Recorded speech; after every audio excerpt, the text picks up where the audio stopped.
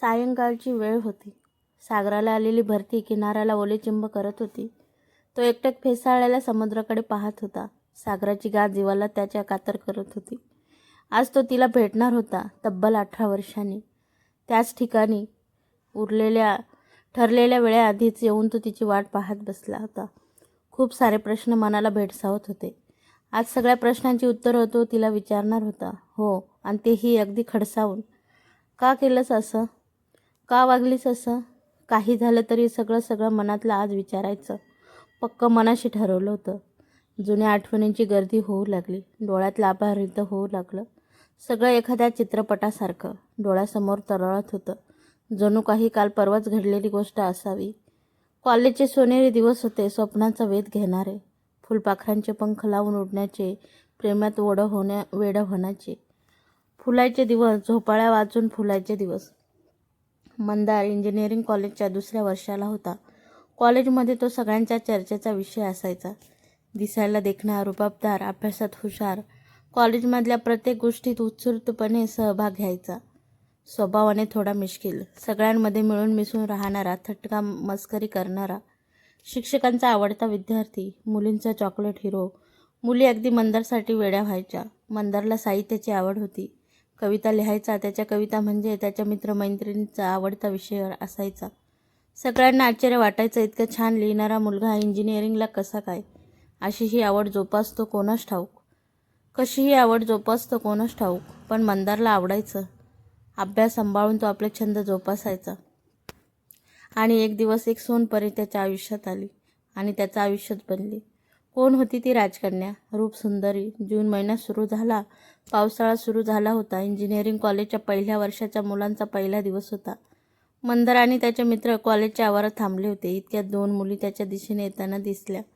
त्यापैकी एक मुलगी दिसायला खूप सुंदर होती. गुलाबी रंगाचा चुडीदार ड्रेस घातलेली, गोरा वर्ण, नाक चाफेकळी, गालावर गोड खळी, पानेदार काळेभोर बोलके डोळे, नाजूक गुलाबी ओठांच्या पाकळ्या, हातात नाजूक सोन्याचे ब्रेसलेट, काळेभोर केस मोकळे सोडलेले. मध्येच तिला त्रास देणारे ती अवखळ बट, मागे सारत मध्ये तिचं ते गोड मदाळ हसू, हृदयाचा ठोका चुकविणारा तिचा तो कटाक्ष. ओहो, सुरेख. मंदारच्या मुखातून कौतुकाने अपसूक शब्द बाहेर पडले. तो तिच्याकडे पाहतच राहिला. त्याच्या लक्षात आले ती काहीतरी शोधत होती. मंदार तिच्या जवळ आला. मोठ्या आदबीने त्याने विचारलं, excuse me, I am Mandar. May I help you? ती स्मित हास्य ओठांवर आणत आपल्या मधुर आवाजात म्हणाली, वर्क शोधते, पहिलं वर्ष. त्याने विचारलं, शाखा कोणती? ती म्हणाली, इलेक्ट्रिकल. त्याने समोर बोट दाखवत वर्ग दाखवला. ती पण हसून म्हणाली, धन्यवाद मंदार, मदत केल्याबद्दल. मी आरुषी पोद्दार, महाडवरून आले शिक्षणासाठी. दोघांनी स्वतःची ओळख करून दिली आणि इतकं बोलून तिचा निरोप घेत मंदार तिथून निघून गेला. खरं तर तो फक्त शरीराने तिथून निघाला होता, पण मनाने तर तो तिथेच होता. मन तर अजून तिथेच थिजून राहिलं होतं, तिच्या भोवती घुटमळत राहिलं.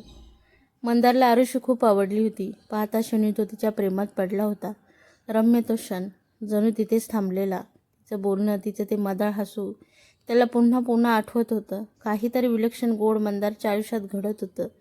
एक अनामिक हुरहुर मनाला पहिल्यांदा त्याला इतकं कोणीतरी आवडू लागलं होतं. सारखं त्याचं मन तिच्याकडे धाव घेत होतं. रोज मंदारचे डोळे आरुषीचा शोध घेत असायचे. ती दिसली की आनंद व्हायचा. एक हलकीच गोड कळ हृदयात यायची. कशात लक्ष लागायचं नाही. सतत तिचाच विचार असायचा. तिच्या असण्याचा भास व्हायचा. तिच्याशिवाय त्याला कुठेच चैन पडायचं नाही. मग मंदारला स्वतःलाच प्रश्न पडायचे, हे प्रेम तर नाही ना? का इतका हळवा होतोय मी आरुषीसाठी? ती मला हवी आहे माझ्या आयुष्यात कायम. येईल का? देईल का साथ जन्मभरासाठी? तिच्याही मनात हेत असेल का? तिचंही माझ्यावर प्रेम असेल का? आणि प्रेम नसलं मग ती माझी मैत्रीही तोडून जाईल. या अनेक प्रश्नांनी त्याचा जीव व्याकुळ झाला होता. एव्हाना त्याच्या मित्रांच्याही हे लक्षात येऊ लागलं होतं. मंदारला आरुषी आवडते हे त्यांनी जाणलं होतं. ते मंदारला आरुषीवरून चिडवायचे. अभिषेक मंदारच्या मित्रांपैकी सर्वात जिवलग मित्र, अगदी शाळेत असल्यापासूनचे, एकदम जिगरी दोस्त. आणि आता आरुषी आणि तिच्या मैत्रिणींचाही चांगला मित्र झालेला. त्यामुळे आरुषीशी तो मनमोकळेपणाने बोलू शकत होता. मंदारच्या मनातलं आरुषीविषयीचं प्रेम त्याला ज्ञात होतं. तिच्यासाठी व्याकुळ होणं तो जाणून होता. अभिषेकला मंदारची होणारी घालमेल, दिवसरात्र होणारी तडफड आता सहन होत नव्हती. तिच्या आठवणीत मंदार रात्र रात्र जागायचा. तोच तर होता या गोष्टीचा एकमेव साक्षीदार. मित्राच्या प्रेमाखातर अभिषेकने आरुषीशी या संदर्भात बोलायचं ठरवलं. मंदारच्या मनाची अवस्था त्याने आरुषीला सांगायचं ठरवलं. मंदारच्या प्रेमाची जाणीव आरुषीला करून द्यायचं ठरवलं. मंदारच्या वतीनं तो तिच्याकडे त्याच्या प्रेमाचा प्रस्ताव मांडणार होता. 2 जीवांना एकत्र आणू पाहत होता. दुसऱ्या दिवशी अभिषेक कॉलेज संपल्यानंतर आरुषीची वाट पाहत थांबला. आरुषी आणि तिच्या मैत्रिणी कॉलेजच्या कॅन्टीनमध्ये चालल्या होत्या. इतक्यात अभिषेक आरुषीला आवाज दिला. हाय आरुषी, कशी आहेस? थोडं थांबशील? मला तुझ्याशी बोलायचं होतं, एकटीशीच. आरुषीने मैत्रिणींना मी येतेच, तुम्ही व्हा पुढे असं म्हणत पुढे कॅन्टीनमध्ये जायला सांगितलं आणि अभिला म्हणाले, काय झालं अभि? सगळं ठीक आहे ना? काय सांगायचं तुला? तो थोडा थांबून दीर्घ श्वास घेत म्हणाला, आरू, मी जे तुला सांगणार आहे ते तू प्लीज शांतपणे ऐकून घे. चिडू नकोस किंवा चुकीचा अर्थ घेऊ नकोस. मंदारविषयी मला तुझ्याशी बोलायचं थोडं. मी इतक्या दिवसांपासून पाहतोय आणि मला जाणवतंय मंदार तुझ्यावर खूप प्रेम करतोय. त्याला तू आवडतेस. दिवस रात्र फक्त तुझाच जप करत असतो. तुला काय वाटतं त्याच्याविषयी? तुझ्याही मनात तेच आहे का? आरुषी शांतपणे त्याचं बोलणं ऐकून घेत होती. आरुषीने अभिषेकचं सर्व बोलणं ऐकून शांतपणे ऐकून घेतलं. एक गोड स्मित हास्य करत ती त्याला म्हणाले, अभि, तू तुझ्या मित्राबद्दल सांगितलंस, मी ऐकून घेतलं. पण तू त्याला बोलायला सांग. त्याच्या तोंडून मला ऐकायचं आहे. माझं उत्तर मी त्यालाच देईन. उद्या संध्याकाळी त्याला समुद्रकिनाऱ्याला लागून जे गणपती बाप्पाचं मंदिर आहे ना, तिथे यायला सांग. मी उद्या सांगेन काय ते. चल, मी आता निघते, असं म्हणत तिने त्याचा निरोप घेतला. खरं तर आरुषीसाठी हा सुखद धक्का होता, कारण आरुषीलाही मंदार आवडू लागला होता. त्याचं तिच्याकडे पाहणं, काळजी करणं तिला आवडत होतं. त्याचं अदबीनं वागणं, बोलणं तिला आवडू लागलं होतं. मुलींविषयी त्याच्या मनात असलेला आदर त्याच्या वागण्यात, बोलण्यात आरुषीला नेहमी जाणवायचा. त्याच्या कविता ऐकताना वाचताना ती भान हरपून जायची. जणू कवितेतून तो तिला भेटायचा आणि तिला त्याची ओढ वाटू लागली, प्रेम वाटू लागलं. पण मनातलं ओठांवर नव्हतं आलं. पहिलं पाऊल कोण टाकणार? मुलगी असून मी कसं बोलू, हा प्रश्न तिला छळायचा. अभिषेकच्या बोलण्याने खरं तर तिला खूप आनंद झाला होता. मंदारलाही आपण आवडतो, त्याचंही आपल्यावर प्रेम आहे हे ऐकून ती मनोमन खुश झाली. पण तिला मंदारला भेटायचं होतं, त्याच्या तोंडून ते ऐकायचं होतं. उद्याची भेटीची स्वप्न ती मनोमन रंगू लागली, त्याच्या स्वप्नात रंगून गेली. घरी परत आल्यानंतर अभिषेकने मंदारला झालेला सगळा वृत्तांत सांगितला आणि आनंदाने म्हणाला, मंदार, तुला आरुषीने उद्या भेटायला बोलवलंय गणपती बाप्पाच्या मंदिराजवळ. तू नक्की जा. मंदारलाही खूप आनंद झाला. उद्या तिला भेटायचं या आनंदाने रात्री नीट त्याची झोप झाली नाही. मिलनाची स्वप्न पडत होती जणू. दुसऱ्या दिवशी जसजशी संध्याकाळ जवळ येत होती तशी त्याची आतुरता वाढत चालली होती. त्याचबरोबर दडपणही आलं होतं. मंदार तिला भेटायला जाण्यासाठी तयार होत होता. काळ्या रंगाची जीन्स, त्यावर क्रीम रंगाचा शर्ट घातला, हलकाचा सुगंधी परफ्यूम मारला. किती रुबाबदार दिसत होता. त्याने आरुषीसाठी एक छान भेटवस्तू घेतली. गुलाबाच्या फुलांचा गुच्छ घेतला. ठरलेल्या वेळेआधीच तो तिथे पोहोचला. तिथेच कोपऱ्यातल्या एका बाकावर जाऊन बसला. एक अनामिक हुरहुर मनात दाटून आलेली एक ओढ होती भेटीची.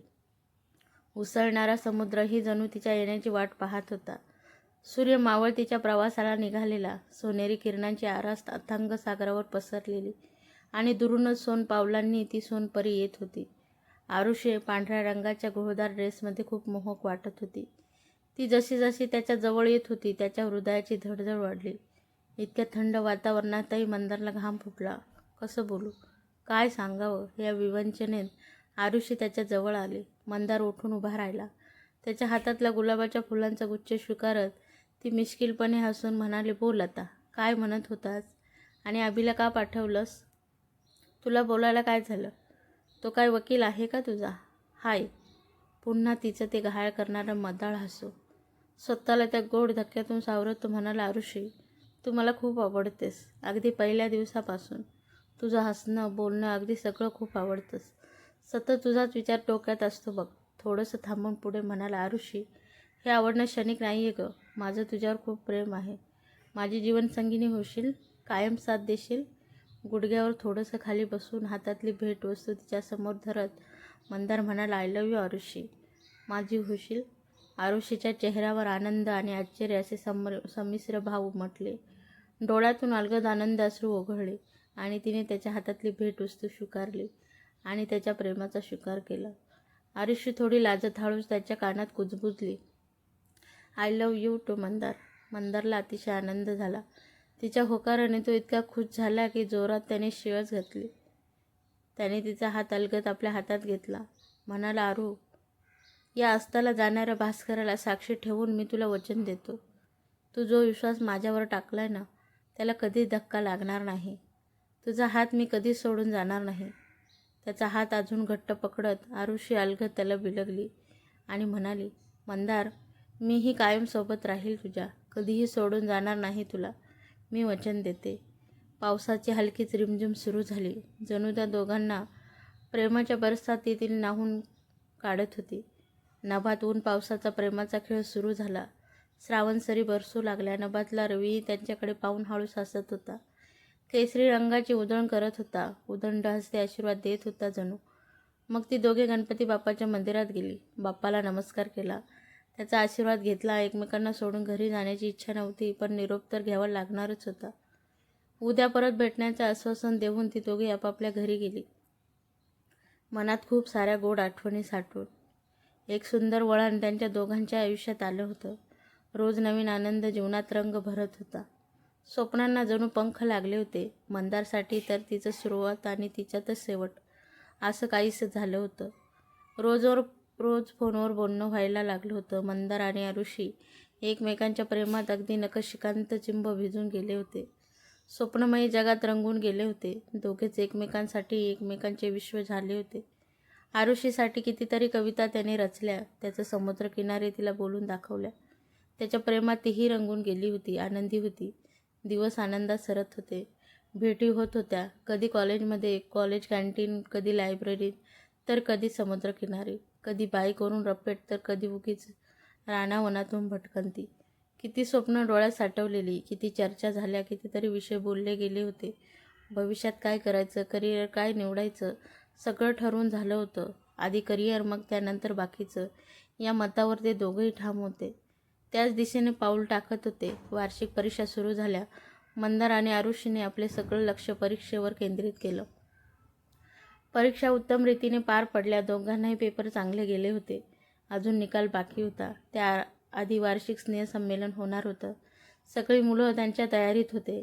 त्या वर्षीचं वार्षिक स्नेहसंमेलन लक्षात राहण्यासारखं होतं. मंदार आणि आरुषी उत्सव मूर्ती होते. दोघांनी मिळून कार्यक्रमाचे सूत्रसंचालन केले होते. विद्यार्थ्यांनी विविध कार्यक्रमात सादर करत आपापल्या कलागुणांचं प्रदर्शन केलं. मंदारने त्याच्या स्वरचित चारोळ्या बोलून दाखवल्या. त्याचं काव्य वाचन संपताच टाळ्यांचा कडकडाट झाला. त्याच्या कविता सर्वांना खूप आवडल्या. आरुषीने वह कौन थी सिनेमातलं हिंदी गाणं गायलं. क्षणभराच्या शांततेनंतर सर्वांनी जोरात टाळ्यांचा गजरात तिचं कौतुक केलं. कार्यक्रम संपला. सगळेजण घरी परतण्यासाठी निघाले. कॉलेजच्या सभागृहात दोघेच राहिले होते. मंदार, आज कॉलेजचा शेवटचा दिवस. पुन्हा 2 महिन्यानंतर कॉलेज सुरू होईल. मी घरी गावाला चालली आहे. तुझ्याशिवाय एक क्षण पण मी दूर राहण्याचा विचार करू शकत नाही रे. 2 महिने कशी राहू रे तुझ्याशिवाय? नाही जगू शकत मी तुझ्याशिवाय. ती पुन्हा हमसून रडू लागली. मंदार तिला समजावणीच्या सुरात म्हणाला, त्यात काय इतकं रडण्यासारखं? कायमस्वरूपी थोडं दूर चाललोय. तू पण ना वेळीच आहे बघ. अगं, 2 महिन्याचा तर प्रश्न, असे निघून जातील. आणि समज तुला आठवण झाली तर तू मला फोन करत जा. मी आहे तुझ्यासोबतच, असेन कायम. चल डोळे पुस बरं. असं म्हणत मंदारने तिचे डोळे पुसले. मंदारने तिला बाईकवरून तिच्या हॉस्टेलवर सोडलं. तिला निरोप देऊन त्याच्या घरी आला. सारी रात्र तिच्या आठवणी जागून काढली. दुसऱ्या दिवशी आरुषीने त्याला फोन केला आणि गावाला जायला निघते म्हणून सांगितलं. मंदार तिला गावाला सोडण्यासाठी गाडीत बसून देण्यासाठी एसटी स्टँडवर आला. तिला गाडीला बसून दिलं. पुन्हा एकदा अश्वांचं बरसणं सुरू केलं. अश्रुपूर्ण नयनांनी एकमेकांना निरोप दिला. गाडी दूरवर जाईपर्यंत, नजरेआड होईपर्यंत तो हात उंचावून हात हलवत तिला निरोप देत होता. डोळ्यात पाणी राहून येत होतं. गावी तिच्या घरी आल्यावर आरुषीने सुखरूप पोहोचल्याचं मंदारला फोन करून कळवलं. त्याची काळजी मिटली होती. स्वतःची काळजी घे. वेळेवर जेवण कर, रडत बसू नकोस असं सूचना वजा समजावून बोलून त्याने फोन ठेवून दिलं. पण त्या दिवसानंतर काय झालं कोणास ठाऊक. आरुषने एकदाही मंदारला फोन केला नाही. त्यानंतर दोघांत काहीच बोलणं झालं नव्हतं. मंदारने फोन केला तर तिचा फोन बंद लागत होता. गावाकडे नेटवर्कचा प्रॉब्लेम असेल असं म्हणत त्याने स्वतःची समजूत घातली आणि तिच्या परतण्याची वाट पाहू लागला. विराहाची घटिका संपत येणार होती. 2 महिन्यांनी कॉलेज पुन्हा सुरू झालं. आज आरुषी त्याला भेटणार होती. तिला भेटण्यासाठी तो आतुर झाला होता. कधी एकदा तिला भेटतो असं झालं होतं. मंदार सकाळी लवकरच कॉलेजवर पोहोचला. कॉलेजच्या प्रांगणात तो मित्रांसोबत थांबला होता. पण त्याची नजर मात्र आरुषीचा वेध घेत होती आणि इतक्यात त्याला समोरून आरुषी येताना दिसली. त्याला खूप आनंद झाला. त्याने पटकन मित्रांचा निरोप घेतला आणि तिच्या दिशेने येऊ लागला. पण आरुषीने पाहून न पाहिल्यासारखं केलं आणि न बोलता निघून गेले. मंदारला वाटलं होतं 2 महिन्याच्या विराहानंतर आरुषी भेटणार होती. तीही मंदारला भेटण्यासाठी आतुर झाली असेल. ती रडेल, फोन केला नाही म्हणून चिडेल, रागवेल, ओरडेल, पण तसं काहीच झालं नाही. सगळं सुरळीत सुरू असताना अचानक त्यांच्या प्रेमाला जणू काही दृष्ट लागावी तसं होऊ लागलं. आरुषीने अचानक बोलणं बंद केलं. मंदारला वाटू लागलं की ती त्याला टाळते. मंदार खूप अस्वस्थ झाला होता. काय नेमकं झालं होतं कळायला काहीच मार्ग नव्हता. आरुषी का असं वागते समजत नव्हतं. तो तिच्याशी बोलण्याचा प्रयत्न करत होता तरीही ती बोलत नव्हती, टाळत होती. मंदारने आरुषीच्या जिवलग मैत्रिणींना विचारलं, तिच्याशी बोलायला सांगितलं. अभिषेक दोघांचा मित्र होता, त्यालाही सांगितलं, पण आरुषी काहीच बोलत नव्हती. त्याने तिला अनेक पत्र लिहिली तरीही तिने काहीच उत्तर दिलं नाही. मंदार खूप खचून गेला. जिच्यावर इतकं प्रेम केलं ती सोडून गेली, कारण न सांगता. त्याचं सर्वस्व हिरावून गेलं होतं. त्या दोघांच्या प्रेमाचे किस्से पूर्ण कॉलेजला माहीत होतं आणि त्यांची थोडी कुणकुण त्यांच्या घरीसुद्धा लागली होती. त्यामुळे घरातलं वातावरण तणावाचं होतं. आरुषीच्या गावातली काही मुलं मंदारला मारण्यासाठी कॉलेजवर आली होती. मंदारच्या मित्रांनी सगळं प्रकरण सांभाळून घेतलं. त्याचं कॉलेजमध्ये आरुषीच्या गावातला एक मुलगा सुहास तिथे शिकत होता. एक दिवस त्याने मंदारकडे येऊन आरुषीबद्दल काही गोष्टी सांगितल्या. ते ऐकून मंदार मुळासकट उन्मळून पडला. तिने आपल्याला फसवलं या भावनेने तिच्या विचारांनी वेडापिसा झाला होता. मित्रांनी आधार दिला, त्याला सावरण्याचा प्रयत्न केला. पुढे कॉलेज संपलं. तो आपापल्या मार्गाने निघून गेला. प्रपंच मागे लागला आणि त्यात मैत्री मागे पडली. पुढे काही वर्षांनी मंदारची आई त्याच्या खूप मागे लागल्यानंतर त्यांच्या जवळच्या नात्यातल्या एका मनमिळाऊ मंजुषा नावाच्या मुलीसोबत मंदार विवाहबद्ध झाला. त्यांच्या जीवनाच्या वंशवेलीचं एक आर्णव नावाचं गोंडस फूल. सगळं छान होतं, पण मनात कुठेतरी आरुषी डोकवायची. तिची उणीव जाणवायची. खरं तर ती स्मरणातून गेलीच नव्हती. मंदारच्या मनात आरुषीबद्दलचा आकस, तिने असं का केलं, का सोडून गेली, या प्रश्नांचा ससेमिरा पाठलाग सोडत नव्हता. मंदारला ते प्रश्न स्वस्थ बसू देत नव्हते. एक दिवस त्याने तिचा शोध घ्यायचं ठरवलं. तो तिच्या गावी गेला. तिचं घर शोधून काढलं. घरात तिची आई होती. मंदारने आपली ओळख करून दिली. म्हणाला, काकू, मी मंदार, आरुषीचा कॉलेजचा मित्र. आलो होतो इकडे, म्हटलं भेटून जावं आरुषीला. आहे का घरात आरुषी?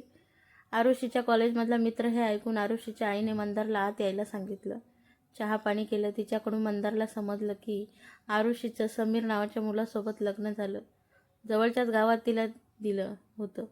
तिला एक काव्या नावाची मुलगी होती. मंदार म्हणाला, तिचा फोन नंबर मिळेल का? तशी तिची आई थोडी शांत होत म्हणाली, तुम्ही तुमचा नंबर द्या, तिचा फोन आला की मी नक्की सांगेन आरुषीला. मंदारने आपला मोबाईल नंबर त्यांना दिला आणि त्यांचा निरोप घेतला. डोळ्यात आसवं, मनात वेदना घेऊन तिची भेट झालीच नाही. आणि एक दिवस एका अनोळखी नंबरवरून मंदारला फोन आला. मंदार इकडून हॅलो हॅलो करत होता. तिकडून काहीच आवाज येत नव्हता. निशब्द शांतता. फोन कट झाला. मंदारने तो नंबर पुन्हा डायल केला आणि म्हणाला, हॅलो, कोण बोलतंय? कोणाचा नंबर आहे हा? मला कॉल आला होता या नंबरवरून. समोरून आवाज आला, हॅलो. तो आवाज ऐकता क्षणी मंदारच्या डोळ्यातून जलधारा वाहू लागला. शब्द फुटेना, तिकडूनही मुसमुस ऐकू येऊ लागले. त्याने भावनांचा निचरा होऊ दिला. डोळ्यातलं पाणी आवरत मंदार म्हणाला, आरुषी, कशी आहेस?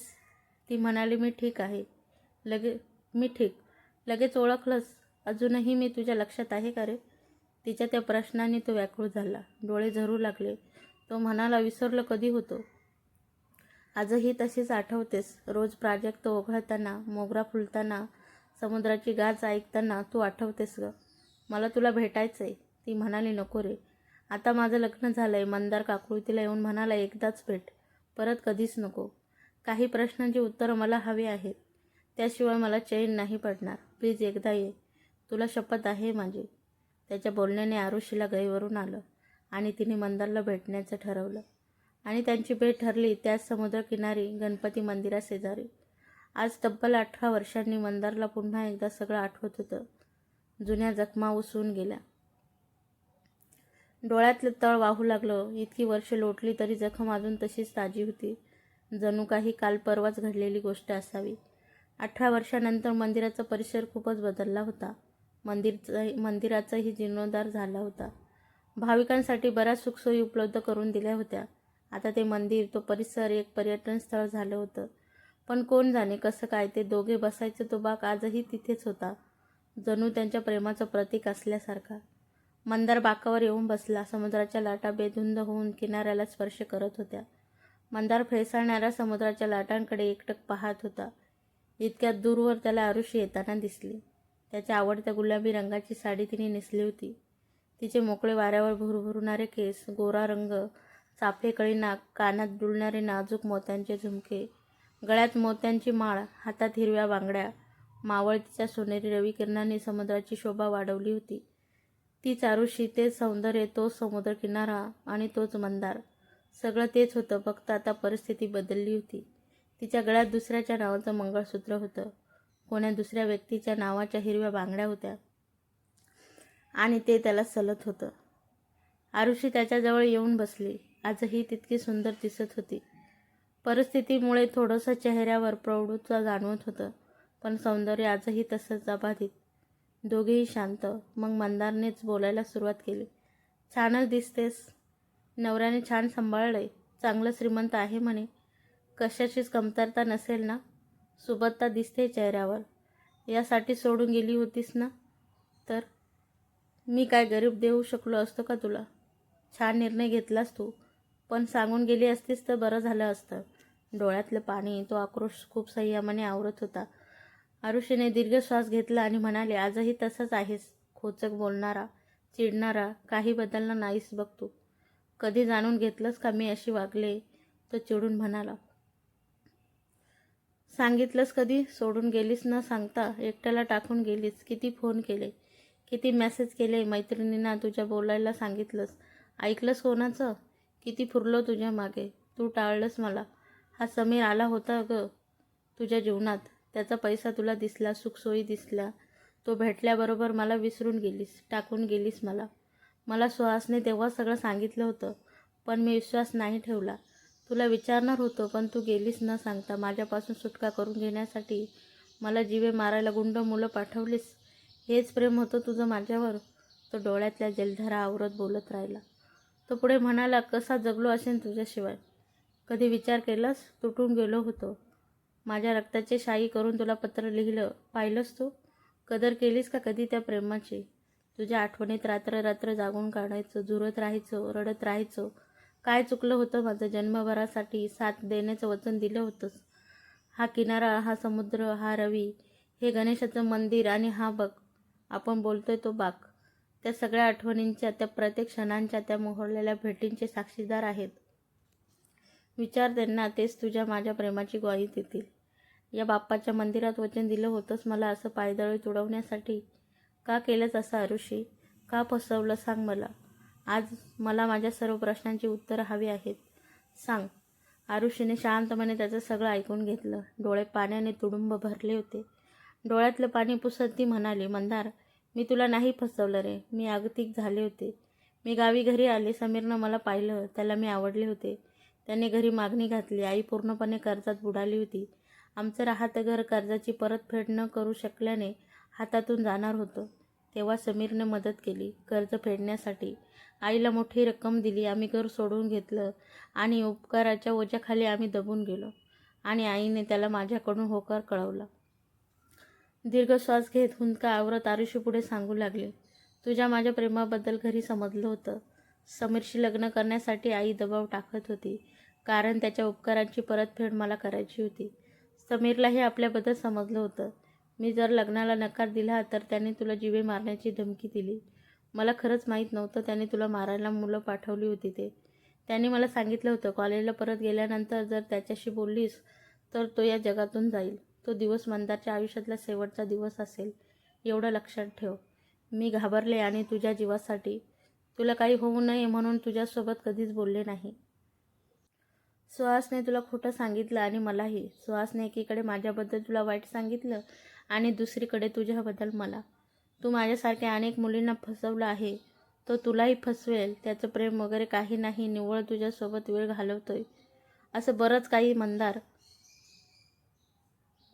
मी एक मुलगी होते रे. इज्जत, आईची प्रतिष्ठा हेही महत्त्वाचं होतं माझ्यासाठी.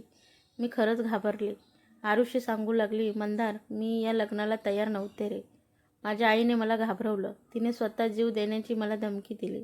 मी माझ्या आईच्या जीवासाठी, लहान बहिणीच्या शिक्षणासाठी, तिच्या करिअरसाठी स्वतःच्या प्रेमाची आहुती दिली आणि समीरशी लग्न केलं. आजही त्याला वाटतं माझ्या मनात तूच आहेस. मी त्याच्यासोबत तडजोड म्हणून राहते. तुझ्यावरून बोलतो, खूप टोमणे मारतो. तुमचं नातं कुठवर होतं असे बरेच प्रश्न. मी शांत राहते, त्याला उत्तर देत नाही. आरुषी दाही मोकळून रडू लागली. मंदार हे सगळं ऐकून एकदम सुन्न झाला. इतकं सगळं आरुषी सहन करत होती एकटी. आपलं दुःख तिने कोणालाच नाही सांगितलं. मी विनाकारण तिच्यावर संशय घेतला. तिने मला फसवलं म्हणून गैरसमज करून घेतला. किती चुकीचा होतो मी. इतकी वर्ष या रागाच्या, द्वेषाच्या, गैरसमजाच्या आगीत होरपळत राहिलो. तिच्यापासून दूर होत गेलो आणि आरुषीच्या खऱ्या प्रेमाला मुकलो. मंदारने आपले दोन्ही हात जोडले. तिच्या पायावर अश्रूंचा अभिषेक करत म्हणाला, आरू, माझं चुकलं गं. नाही समजू शकलो तुझ्या प्रेमाला. मला क्षमा करशील का गं? इतकं एकटी सोसत राहिलीस अगदी निमूटपणे. तुझे माझ्यावर प्रेम केलं त्याच्यासाठी कशी उतराई हो, कसे पांग फेडू आरू. मी स्वतःला भाग्यवान समजतो की तुझ्यासारखी मुलगी माझ्या आयुष्यात होती. इतकं प्रेम करत होती आरू. आपण मित्र म्हणून राहू शकतो का गं? इतकंच प्रेम राहील का गं कायम माझ्यावर?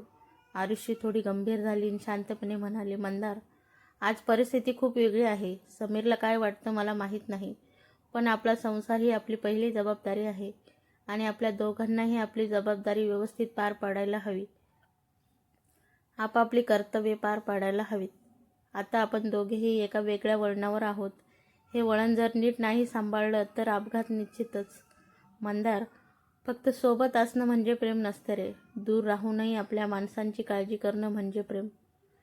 प्रेमसमर्पण म्हणजे प्रेम.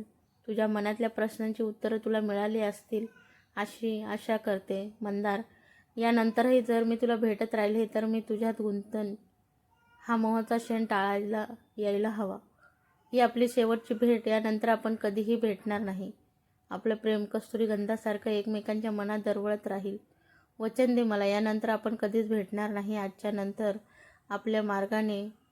आपापल्या मार्गाने मार्गस्थ हो. शेवटचा तिचा तळहात हातात घेऊन मंदारने तिला परत कधीही न भेटण्याचं वचन दिलं आणि एकमेकांना साश्रुपूर्ण नयनांनी निरोप देत आपला मार्ग निश्चित केला. आणि शेवटचं त्या किनाऱ्याला, सागराला, मावळत्या भास्कराला वंदन करून आपापल्या प्रवासाला निघाले.